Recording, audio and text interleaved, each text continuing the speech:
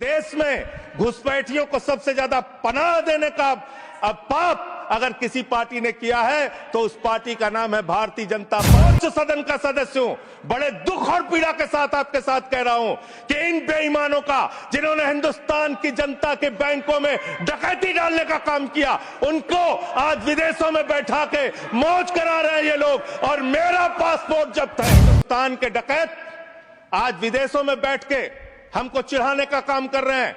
जिन्होंने हमारी बैंकों को लूटा है, जिन्होंने आम आदमी का पैसा लूटा है, वो 20,000 करोड़ की लूट करने वाला नीरव मोदी और मेहुल चौकसी कई वर्षों से हिंदुस्तान छोड़ के बाहर बैठा हुआ है, चिढ़ा रहा है इस देश को। उस डकैत को आप पकड़ के अब तक क्यों नहीं ला पाए? जहां गृह मंत्रालय होता है, छलांग लगाता है वो व्यक्ति, 50 किलोमीटर छलांग मार के सीधे ममता जी के पास पहुंच जाता है। कहते ममता जी आधार कार्ड दे दी। गलवान घाटी में हमारे 20 जवान शहीद हो गए, लेकिन शर्म आती है उस चीन के साथ आपने अपना व्यापार बढ़ाने का काम किया है, हिंदुस्तान का रुपया उन तक पहुंचाने का काम किया। अवैध रूप से कोई नागरिक रह रहा है तो उसके लिए सीधे तौर पे भारतीय जनता पार्टी की सरकार और प्रधानमंत्री नरेंद्र मोदी जिम्मेदार है, कोई दूसरा जिम्मेदार नहीं है। मैं सरकार का पक्ष सुन रहा था और उनकी चिंताओं को सुन रहा था और इस बिल का मकसद जो उन्होंने बताया वो सुन रहा था। निश्चित रूप से महोदया, भारत की सुरक्षा सर्वोपरि है। राष्ट्र की सुरक्षा से किसी भी प्रकार का कोई समझौता नहीं होना चाहिए। देश के अंदर किसी को भी अवैध तरीके से घुसपैठ करने की इजाजत नहीं होनी चाहिए। देश के अंदर कहीं भी अवैध घुसपैठिया नहीं होना चाहिए। लेकिन पिछले 11 साल से इस देश के अंदर आपकी सरकार है। ज्यादातर राज्यों में डबल इंजन की सरकार है, डबल इंजन की सरकार है। ऊपर भी मोदी जी, नीचे भी मोदी जी, ऊपर भी मोदी जी, नीचे भी योगी जी, ऊपर भी मोदी जी, नीचे भी हेमंत बिस्वा शर्मा जी। चारों तरफ महामानव की सरकार महोदया, महामानव की सरकार। वो तो अवतार भी कहते हैं अपने आप को, और उस अवतार की सरकार में घुसपैठ हो जा रही है।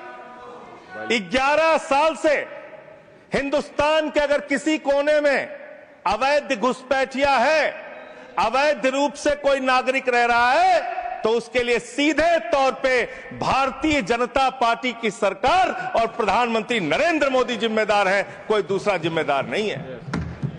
बॉर्डर की सुरक्षा महोदया किसके पास है? बॉर्डर की सुरक्षा गृह मंत्रालय के पास है। बीएसएफ लगी हुई है वहां पे। चीन घुसपैठ कर रहा है, हम लोग चिल्लाते हैं, बोलते हैं, आपको उसके बारे में बोलने की फुर्सत नहीं। गलवान घाटी में हमारे 20 जवान शहीद हो गए, लेकिन शर्म आती है उस चीन के साथ आपने अपना व्यापार बढ़ाने का काम किया है, हिंदुस्तान का रुपया उन तक पहुंचाने का काम किया है। देश के बॉर्डर की सुरक्षा आपके जिम्मे है। मैं बड़ा हास्यास्पद तर्क सुन रहा था, बहुत ही हास्यास्पद तर्क। यहां टीएमसी के हमारे मित्र बैठे हुए हैं, कह रहे थे बॉर्डर लगा हुआ है बंगाल के साथ, बॉर्डर लगा हुआ है आसाम के साथ, त्रिपुरा के साथ। उस समय कांग्रेस की सरकार थी, टीएमसी की सरकार थी, फला थी, डिमका थी। आधार कार्ड बन गया, आधार कार्ड बन गया, इसलिए उसी आधार कार्ड ने सब गड़बड़ कर दिया। और उसी आधार कार्ड की वजह से एक बांग्लादेशी घुसपैठिया बंगाल से चला, आसाम से चला, त्रिपुरा से चला, झारखंड पार किया, बिहार पार किया, यूपी पार किया, दिल्ली आ गया। और ये बेचारे देखते रहे, इन्होंने कुछ नहीं किया। और मल्लिकार्जुन खड़गे जी भी बैठे हुए हैं, ये भी राज्य में मंत्री रहे हुए हैं।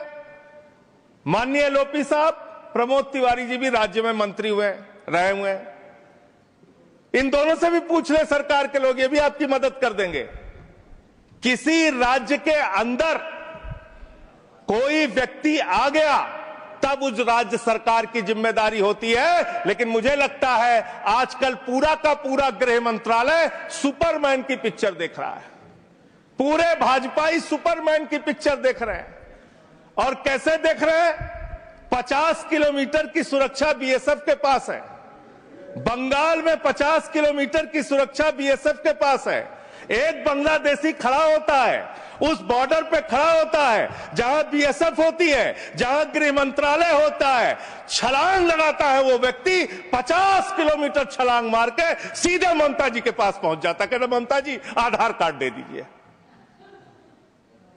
ये हो रहा है क्या? 50 किलोमीटर आप नहीं रोक पा रहे हैं। अपनी नाकामी आप नहीं बता रहे हैं। आसाम के अंदर, त्रिपुरा के अंदर, बंगाल के अंदर जो बॉर्डर है वो आपके जिम्मे है और उसकी सुरक्षा के साथ खिलवाड़ आपने किया है, गृह मंत्रालय ने किया है, भारतीय जनता पार्टी की सरकार ने किया है। आप अपने दोस्त राज्य सरकारों के ऊपर मरते हैं। अरे आधार कार्ड तो तब आदमी मांगेगा जब राज्य की सीमा में घुसेगा। जब 50 किलोमीटर सीमा की सुरक्षा आपके जिम्मे है तो आप क्या कर रहे थे? आपकी सरकार क्या कर रही थी? और वो बांग्लादेशी सुपरमैन है, वो सीधे 50 किलोमीटर फांद के आएगा, सीधे पहुंच जाएगा 50 किलोमीटर के बाद ममता जी के पास, हमें आधार कार्ड दो। ये कैसा तर्क है? ये कैसा तर्क है? और आपने कहा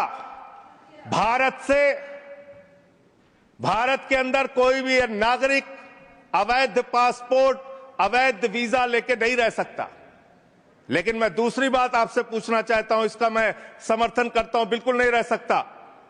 लेकिन जो हिंदुस्तान के डकैत आज विदेशों में बैठ के हमको चिढ़ाने का काम कर रहे हैं, जिन्होंने हमारी बैंकों को लूटा है, जिन्होंने आम आदमी का पैसा लूटा है, वो 20,000 करोड़ की लूट करने वाला नीरव मोदी और मेहुल चौकसी कई वर्षों से हिंदुस्तान छोड़ के बाहर बैठा हुआ है, चिढ़ा रहा है इस देश को। उस डकैत को आप पकड़ के अब तक क्यों नहीं ला पाए? जवाब दीजिए, क्यों नहीं इसका पासपोर्ट जब्त किया आपने? ललित मोदी आपका दोस्त, आपके नेताओं ने उसको भगाया हिंदुस्तान से। 3,000 करोड़ रुपए हिंदुस्तान की बैंकों का लूट के विदेशों में बैठा हुआ है, क्यों नहीं आज तक आप उसको वापस ले पाए? विजय माल्या 9,000 करोड़ रुपए हिंदुस्तान का लूट के, हिंदुस्तान के बैंकों का लूट के, हिंदुस्तान के आम आदमी का पैसा लूट के 9,000 करोड़ रुपए विजय माल्या विदेशों में बैठा हुआ है, आपको चिढ़ाता रहता है। तिहाड़ जेल की, माननीय तिहाड़ जेल की विषय पे ही बोल रहा हूं महोदया, विषय पे ही बोल रहा हूं, विषय पे इन्हीं लोगों से सीखा है, इन्हीं लोगों से सीखा है महोदया। वो Vijay Mallya, I am not yielding sir, I am not yielding madam, I am not yielding. मंत्री जी को बोलने तब दिया जाए जब मैं यील्ड कर रहा हूं। आई एम नॉट यील्डिंग मैडम। अगर बिल से बाहर ही बोल रहे हैं तो बिल से बाहर भी सुनने के लिए तैयार रहे। एकदम ठीक है, जब आपका मौका आएगा आप बोलिएगा। महोदया, हम लोगों ने टीवी चैनल पे खबर देखी, विजय माल्या आएगा, तिहाड़ के बैरक में रहेगा, यहां पे उसका रोका जाएगा, यहां उसको सजा दी जाएगी। टीवी चैनल वाले खबर चला रहे थे और ये लोग भी बोल रहे थे विजय माल्या को लाएंगे। 9,000 करोड़ रुपए की लूट करने वाला विजय माल्या आज विदेशों में बैठ के चिढ़ा रहा है। और एक ललित मोदी है, उसने कौन से देश की, संजय रावत जी, मुझे तो नाम में भूल गया, बानुआतू की नागरिकता ले लिया उसने कहा 1 करोड़ रुपए जमा करो, बानुआतू चलो, बानुआतू चला गया। अरे हिंदुस्तान, नितिन संदेशरा 6,000 करोड़ रुपए हिंदुस्तान का लूट के विदेशों में बैठा हुआ है, आपको चिढ़ा रहा है। और महोदया, मैं इस सदन का सम्मानित सदस्य हूं, देश के सर्वोच्च सदन का सदस्य हूं, बड़े दुख और पीड़ा के साथ आपके साथ कह रहा हूं कि इन बेईमानों का, जिन्होंने हिंदुस्तान की जनता के बैंकों में डकैती डालने का काम किया, उनको आज विदेशों में बैठा के मौज करा रहे हैं ये लोग। और मेरा पासपोर्ट जब्त है, मेरा पासपोर्ट जब्त है। क्या मैं हिंदुस्तान का नागरिक नहीं? क्या मैं इस सर्वोच्च सदन का सदस्य नहीं? मैं मेंबर ऑफ पार्लियामेंट हूं, मेरा पासपोर्ट जब्त है। मैं कहना चाहता हूं इनसे, अगर वास्तव में तुम्हारी नीयत साफ है तो आज हिंदुस्तान के अंदर 50 करोड़ से ज्यादा जिन जिन लोगों का बकाया है, सबका पासपोर्ट जब्त करो, कोई हिंदुस्तान छोड़ के भागने ना पाए। सबका पासपोर्ट जब्त कीजिए।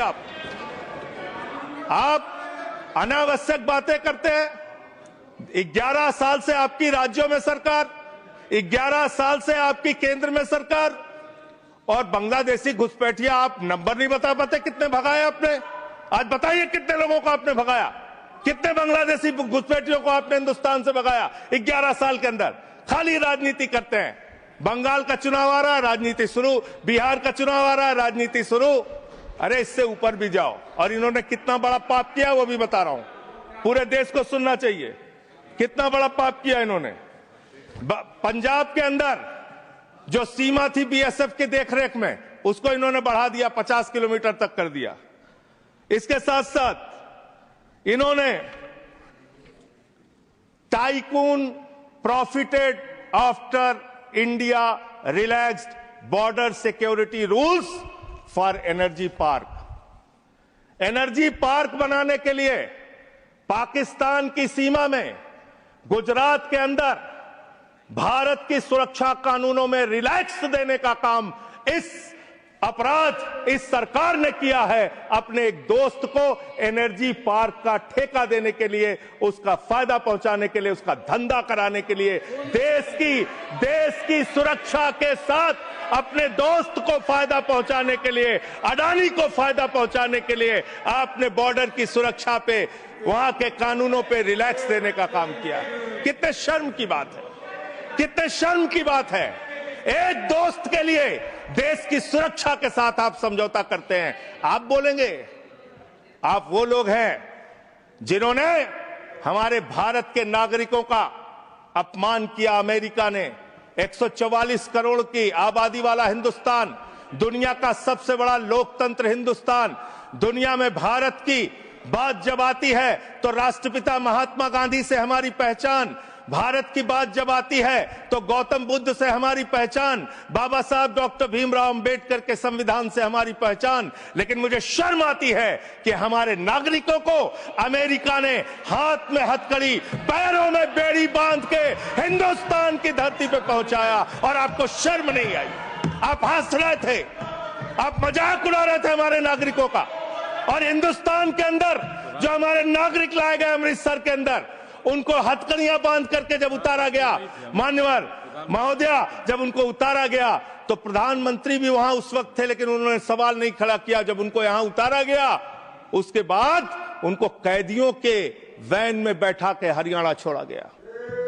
ये कर रहे हो आप लोग, ये कर रहे हो आप लोग। बॉर्डर की सुरक्षा के साथ सबसे ज्यादा खिलवाड़ करने का काम इस देश में, घुसपैठियों को सबसे ज्यादा पनाह देने का अब पाप अगर किसी पार्टी ने किया है तो उस पार्टी का नाम है भारतीय जनता पार्टी, और उस सरकार का नाम है मोदी सरकार और उसका गृह मंत्रालय। फालतू की बातें मत करो, फालतू के बातें करना बंद करो।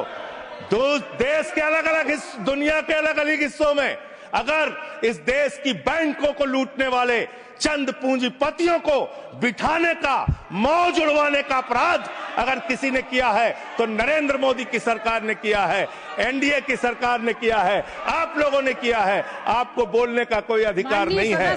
हम राष्ट्रभक्त थे, हैं और रहेंगे। आपसे किसी भी प्रमाण पत्र की जरूरत नहीं है। आप लोगों का इतिहास हिंदुस्तान की आजादी के आंदोलन में गद्दारी का इतिहास रहा है। बहुत बहुत धन्यवाद महोदय।